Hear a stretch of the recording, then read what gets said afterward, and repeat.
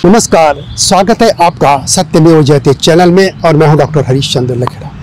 दिल्ली के मुख्यमंत्री रेखा गुप्ता को लेकर लोग सवाल पूछते हैं कि वे केजरीवाल की तुलना में कहां बैठती हैं, लेकिन मैं इससे एक और आगे बात बढ़ाता हूं कि वे शीला दीक्षित की तुलना में कहां बैठती हैं, क्योंकि जब कोई सार्वजनिक पद पर बैठता है, सर्वोच्च पद पर बैठता है, तो इस तरीके का आकलन किया ही जाता है। तो शुरुआती आकलन में जो शुरुआती बातें हम उन्हीं की बात करेंगे।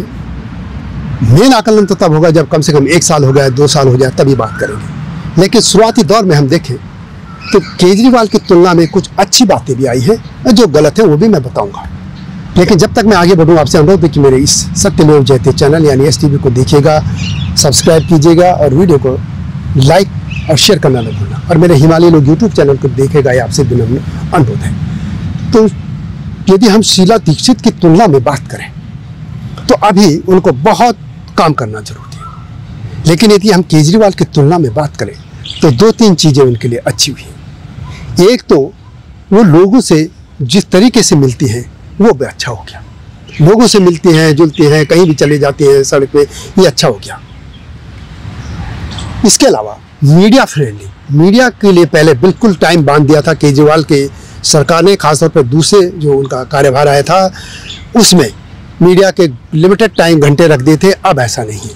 वो मीडिया से उन्होंने पहले की जैसे मदन लाल खुराना रहे हों या साहिब सिंह वर्मा, उनके ज़माने में जिस तरीके से उस तरीके से खोल दिया, ये अच्छी बात है। इसके अलावा यमुना को लेकर भी एक बड़ी मीटिंग हुई है जो कि केंद्रीय गृह मंत्री अमित शाह की अध्यक्षता में हुई, तो लगता है कि इस मामले में भी काम हो रहा है। इसके अलावा जो एक बड़े अफसर यूपी से भी आए हैं जिन्होंने जो बनारस में गंगा का उसको जीर्णोद्धार किया, उसको भी आ गए हैं, यहाँ पे बन गए हैं जल बोर्ड के CEO, संभवतः सबसे बड़े अधिकारी। तो ये उम्मीद की जा रही है कि अगले कुछ समय में यमुना को हम पहले की तुलना में शुद्ध देखेंगे। यमुना यहाँ जिंदा होने लगी, अब एक नाला है। लेकिन एक और बात हो रही है कि जिस तरीके से शीला दीक्षित का रुतबा था, मंत्री उनके सामने उस तरीके से नहीं आते थे, थोड़ा सा कि हाँ कि शीला दीक्षित है, एक बड़ा कद था। वैसे तो वो तो राजीव गांधी जब प्रधानमंत्री थे उस जमाने से राजनीति कर रही थी, तो शीला दीक्षित का कद भी बड़ा था, तो जो उनके मंत्री थे वो उनसे जुड़े हुए थे।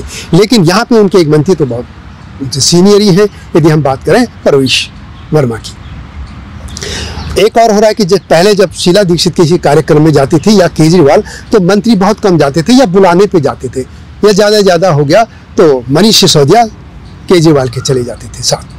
लेकिन यहाँ पे जहाँ पे मुख्यमंत्री जा रहे हैं वहाँ पे और मंत्री भी पहुँच जाते हैं, ये ठीक नहीं है। यदि आप मुख्यमंत्री हैं तो आपको थोड़ा सा ये तो दिखाना पड़ेगा आप मुख्यमंत्री हैं। बाकी जो पार्टी ने, भारतीय जनता पार्टी ने वादे किए थे वो तो पूरे करेंगे, वो चाहे महिलाओं को कुछ राशि देने की बात हो या और भी। लेकिन इसमें एक जो चीज़ें देखने की आ रही हैं कि अरविंद केजरीवाल के ज़माने में बिजली और पानी को लेकर उस तरीके का संकट नहीं दिख रहा था। खासतौर पर मैं द्वारका क्षेत्र की बात करूंगा, दिल्ली की। लेकिन इधर पानी का भी कुछ कम हुआ है और बिजली भी बीच में जाने लग गई है। मैं इसकी बात नहीं कर रहा हूँ कि तूफान आया, तूफान में तो बंद करनी पड़ती है बिजली। मुझे ये डर लग रहा है, आशंका है कि कहीं वो पुराना जो टैंकर माफिया था पानी वाला, वो कहीं जिंदा तो नहीं हो रहा। होता क्या था कि केजरीवाल से पहले की बात कर रहा हूँ मैं, शीला दीक्षित के ज़माने की। यहाँ पे बहुत बड़ा टैंकर माफिया था, वो किसी भी इलाके में आर्टिफिशियल पानी की क्राइसिस कर देता था। सपोज द्वारका है, वहाँ पे वो कहीं नाल वो बड़ा पाइप तोड़वा दिया या पानी बंद करवा दिया तो सोसाइटीज़ में पानी आता नहीं था। और फिर ये टैंकर लाते थे और उसको बेचते थे, और जो टंकी होती है 500 लीटर की तो 500 रुपये में, 1000 की टंकी है छत में रखी तो 1000 रुपये लेते थे। ये बहुत बड़ा टैंकर माफिया था और अरविंद केजरीवाल के ज़माने उस टैंकर माफिया को ख़त्म कर दिया था, वो कहीं दिखता नहीं था। लेकिन मुझे डर लग रहा है कि कहीं हो नहीं रहा होगा कि कहीं, क्योंकि मैं बहुत दिनों से देख रहा हूँ द्वारका इलाके में फिर पानी की प्रॉब्लम होने लग गई है। पानी कई बार शाम को नहीं आता, उस पर इतना प्रेशर नहीं होता कि वो छत तक पहुँचाया जा सके टंकी में, तो ये मुझे लग रहा है। इसी तरह का बिजली में भी कुछ गड़बड़ हो रही है। एक बात और हो रही है कि पब्लिक स्कूल के मामले में मेरा नज़रिया दूसरा है। पब्लिक स्कूल के मामले केजरीवाल ने कुछ ज़्यादा ही क्रूरता दिखाई, उन्हें बिल्कुल बढ़ाने नहीं दी फीस। लेकिन एक चीज़ समझिए, जो भी प्राइवेट नौकरी करता है या कोई भी नौकरी करता है, सरकारी करता है, वो करता है, उसका साल में लगता है कि कुछ तनख्वाह बढ़े, या कोई लाला के यहाँ भी नौकरी करता है तो उसको लगता है साल में कुछ इंक्रीमेंट हो। यदि उसको मजदूरी 500 मिले तो अगले साल 515 रुपये तो मिले एक दिन का। इसी तरीके से जो टीचर्स हैं पब्लिक स्कूलों में, क्या उनकी तनख्वाह नहीं बढ़नी चाहिए? लेकिन कुछ लोग हैं वो बिल्कुल इस पे लगे रहते हैं कि तनख्वाह की बात छोड़िए, उनके बच्चों की जो फीस दे रहे हैं वो बिल्कुल बढ़नी चाहिए।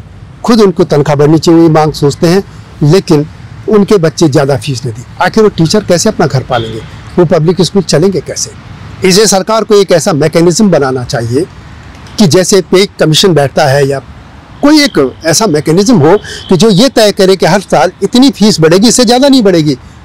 उसे महंगाई का जोड़िए, कुछ जोड़िए, या नहीं बढ़ेगी, इतने साल में बढ़ेगी, 3 साल में एक बार बढ़ेगी, या कुछ ऐसा नियम करे, वो नियम बनाया जाना चाहिए। ये मेरा मानना है। जहाँ तक अब तो दिल्ली सेंटर में बीजेपी सरकार, दिल्ली में बीजेपी सरकार, और एमसीडी में केजरीवाल की पार्टी ने चुनाव नहीं लड़ा तो मेयर भी बीजेपी के आ गए। बीजेपी यानी तीनों स्तर पर जो है बीजेपी है। अब कोई बहाना नहीं चलेगा, कोई बहाना नहीं चलेगा। मुख्यमंत्री रेखा गुप्ता अब ये बहाना नहीं कर सकती कि सफाई व्यवस्था नहीं है, क्योंकि सफाई व्यवस्था को एक बार मैंने, जो हरदीप पुरी हैं मिनिस्टर थे, उनका एक सवाल भी था कोई प्रेस कॉन्फ्रेंस में। मैंने कहा कि आप दिल्ली में, वो यूडी मिनिस्टर थे यानी डीडीए उनके पास था, तो दिल्ली भी देखते ही थे कि दिल्ली में जो गंदगी दिखती है वो होता ही है कि जैसे किसी भी सफाई कर्मचारी के पास इलाका बटा होता है तो वो सड़क पे सफाई करता है, फुटपाथ पे सफाई करता है, लेकिन उनके बीच में जो जगह होती है वो उनके पास नहीं होती, तो वो क्या करते हैं कि पूरा कूड़ा बीच वाले में डाल देते हैं। तो सड़क तो साफ हो गई लेकिन गंदगी बीच में रहती है। उसमें ये होना चाहिए था, मैंने कहा कि क्या ऐसा नहीं हो सकता कि यदि पूरा इलाका है कि उसके बीच में चाहे प्लास्टिक जो गिरा रहता है बीच में, उसको उठाकर कहीं और कोई व्यवस्था हो कि उसको, चाहे आप कबाड़ी जो लोग होते हैं कूड़ा बीनने वाले, उनको कहो कि इसे उठा के डालो। कुछ ऐसी व्यवस्था हो कि दिल्ली साफ दिखे। ये व्यवस्था पिछले 30 साल में तो कम से कम मैं देख ही नहीं रहा हूँ। जब से मैंने खुद दिल्ली के झुग्गियों से लेके नगर निगम मैंने कवर किया, दिल्ली विधानसभा की, पार्लियामेंट की, तो दिल्ली में ये व्यवस्था आज तक कोई सुधार नहीं पाया। और ये मुझे खुद एमसीडी के लोगों ने बताया था कि जब ये जगह हमारे पास सही नहीं, इसको साफ करने की, तो हम क्यों करें, क्यों कराएं अपने वर्कर्स से।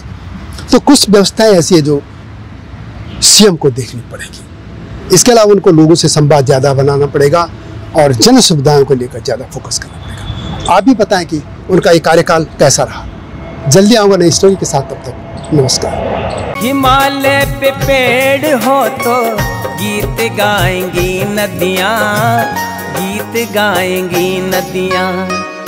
पेड़ों पे चिड़िया है तो गीत गाएंगी नदियाँ, पेड़ों पे चिड़िया है तो गीत गाएंगी नदियाँ। माँ की लोरी जैसे होते हैं नदियों के गीत।